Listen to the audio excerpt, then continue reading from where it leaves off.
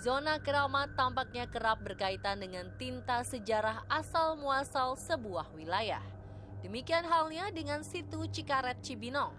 Stigma magis yang beredar sekarang tak lain adalah buah kejadian tragis yang terjadi puluhan dekade silam.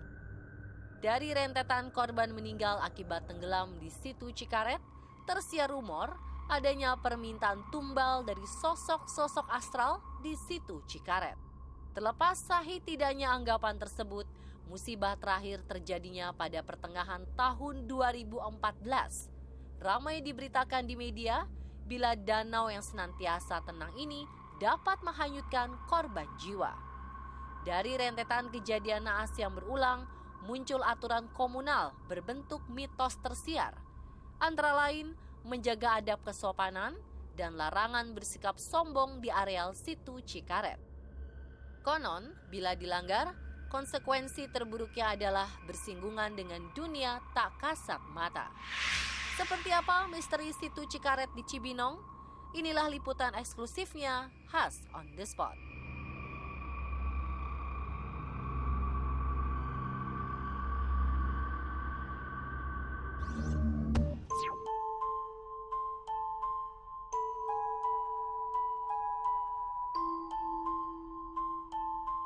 Sejengkal dari ibu kota Jakarta, masih dapat kita jumpai panorama asri dari danau legendaris di distrik Cibinong.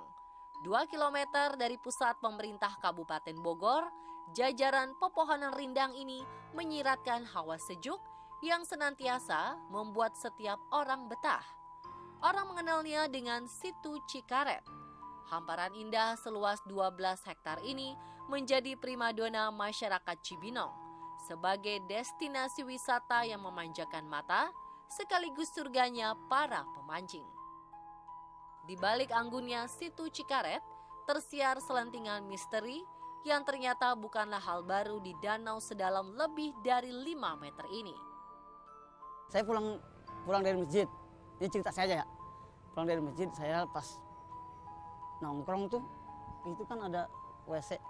Saya biasa kalau gitu suka ke WC dulu. Ada orang mancing, saya lihat gitu. Ada orang mancing, kata saya. Saya pikir itu saudara saya panggil-panggil. Ternyata setelah saya sampai nyebur tuh, loh bukan orang. Ya saya balik arah karena saya nggak berani, saya juga takut. Nggak biasa berhadapan seperti itu. Nyebur ke saya tuh, loh kan nyebur, saya bilang. Saya liatin kok nggak timbul-timbul, bukan orang ini. Saya sendirian, jam 3 lah. Jam 3 pagi saya mau berangkat ke masjid waktu itu. Kisah lain beredar. Kali ini cerita tak terduga dituturkan saat warga mengail ikan di kawasan ini. Saya kan biasa mancing ya. Saya biasa mancing. Itu saya lagi mancing, itu tiba-tiba tuh air sampai 2 meter air tingginya itu air mancur ke atas. Kan aneh itu. Pagi jam 9. Dulu kan kalau nyari ikan tuh nggak harus pakai jala, nggak harus dipancing, nggak harus diobat pakai cengkaling segala macam. Ini ada yang aneh juga, justru pakai granat. Ayah saya tahu, orang tua saya tahu. Saya bilang begini, kata orang tua saya bilang, di sebelah sini, sebelah sana tuh yang ada pohon yang miring tuh. Itu di sebelah sini tolong jangan diledakin. Dia ledakin sama dia. Kata abah nih dibilangin kalau dicemplungin pun ke situ nggak bakal meledak. Di saat masukkan sama di granat satu, nggak meledak. Masukin lagi satu lagi, nggak meledak juga. Timbulnya akhirnya begitu dia beranjak ngambil ikan semuanya, diangkat semuanya, belum sampai dia pulang, barisnya di tempat. Sakit pinggang saya, katanya perut saya sakit. Celeng, meninggal di tempat tuh. Saksinya tuh pohon masih ada noh. Sejatinya, bagaimana catatan sejarah kelam situ Cikaret?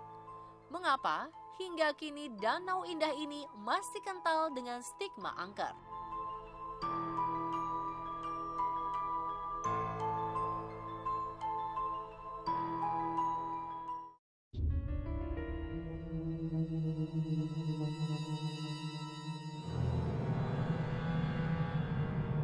Dahulu kawasan Cibinong tak ubahnya sebuah hutan lebat yang belum banyak dibangun pemukiman. Tak ada yang tahu sejak kapan sumber air di kawasan ini memancar. Namun pemanfaatan limpahan air rawa untuk irigasi masih segar diingatan warga lokal. tepatnya pada masa kolonial Belanda sebelum abad ke-19. Setu ini dibangun untuk pengairan di daerah Ciodong. Jadi untuk disalurkan ke daerah Ciodong dan selanjutnya untuk kemana-mana untuk pengairan sawah. Ada orang yang bisa, orang yang pintar. Kalau membuat setu ini tidak dipendemin atau tidak dipakai tumbal, nggak mungkin jadi setu ini. Kala itu, air sangat dibutuhkan untuk pengairan sawah. Untuk menghidupi beberapa kampung, dibutuhkan pasokan yang sangat besar. Sebagian kawasan Bogor dan Depok merasakan manfaat situ Cikaret. Tahun kapan zaman Belanda itu, zaman kakek nenek moyang saya mungkin. Kenapa setu ini kok nggak pernah bisa dibendung? Jadi selalu bongkar begitu. Jadi dikasih tahu sama orang yang bisa itu nggak bisa berwujud dijadikan bendungan kecuali ada pemendaman satu orang yang hidup maksudnya. Jadi disebut tumbal ya, disebut tumbal gitu. Jadi kasarnya mungkin harus ada tumbalnya baru bisa berwujud jadi setu seperti itu. Konon, tanggul yang dibuat untuk menahan air tak memiliki ketahanan yang kuat.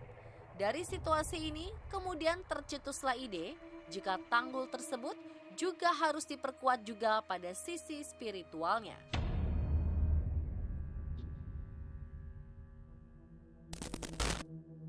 Dengan kata lain, dibutuhkan tumbal jiwa demi menyempurnakan sisi tanggul secara paripurna.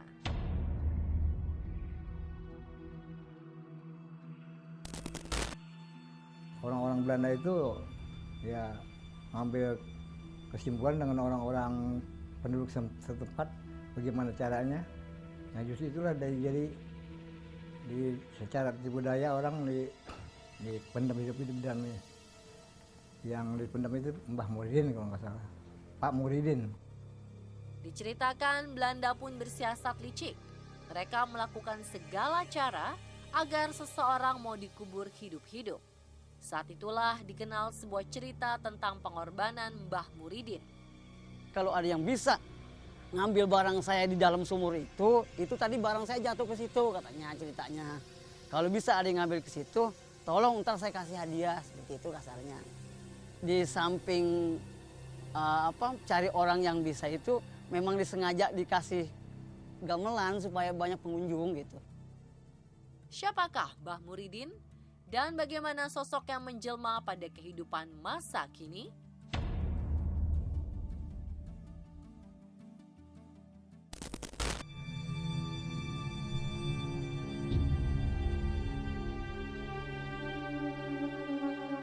Legenda Mbah Muridin masih terpatri hingga kini. Konon sosoknya kadang berinteraksi dengan warga sekitar. Ia menjelma sebagai orang tua yang sederhana dan muncul pada saat-saat tertentu. Sosok Mbah Muridin seperti apa?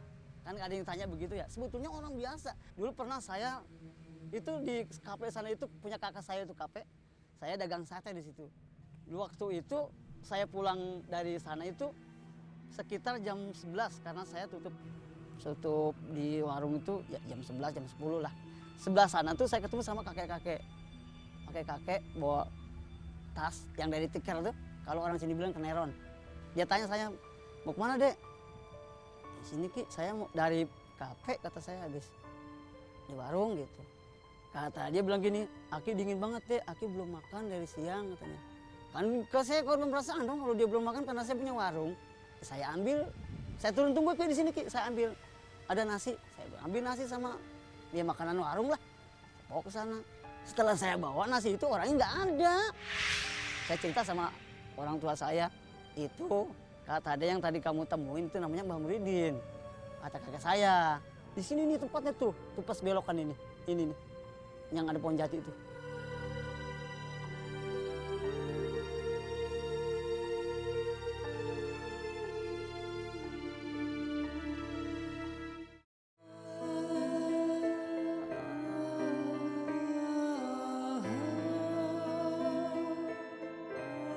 Biasanya setiap zona keramat yang diyakini dengan sebuah legenda terdapat mitos untuk senantiasa menjaga adab kesopanan. Setali 3 uang di situ Cikaret, mitos itu masih terpelihara sampai kini. Ya, di sini nggak boleh sombong, nggak boleh ya berbuat yang nggak baik lah gitu di sini. Ya jangan suka sombong kalau di sini gitu. Ini kan diam-diam satunya menghanyutkan. Pernah berapa tahun ya kejadian kayak perahu tenggelam gitu kan. Ada 2 korban. Ya kadang-kadang foto 2 orang jadi 3 orang gitu aja. Jadi pernah penampakan foto di situ tuh ada pocong gitu. Di kamerain ada pocong di sebelahnya. Bener itu mah di HP. Di beberapa penjuru situ dikenal penjaga-penjaga gaib yang konon keberadaannya masih diyakini masyarakat sekitar. Jadi Setu ini kata ada yang pernah lihat, bukannya Setu. Di sini seolah-olah kerajaan. Orang lihat itu. Ya yang orang lihat itu tukang kerupuk orang Garut. Katanya Setu kok, bukan Setu, kerajaan, rumah elit-elit. Gitu. Dia kebingungan. Ya setelah itu dia nengok lagi udah Setu lagi. Itulah pemirsa misteri situ Cikaret Cibinong. Terus saksikan On The Spot untuk update informasi misteri, wow, dan kekinian.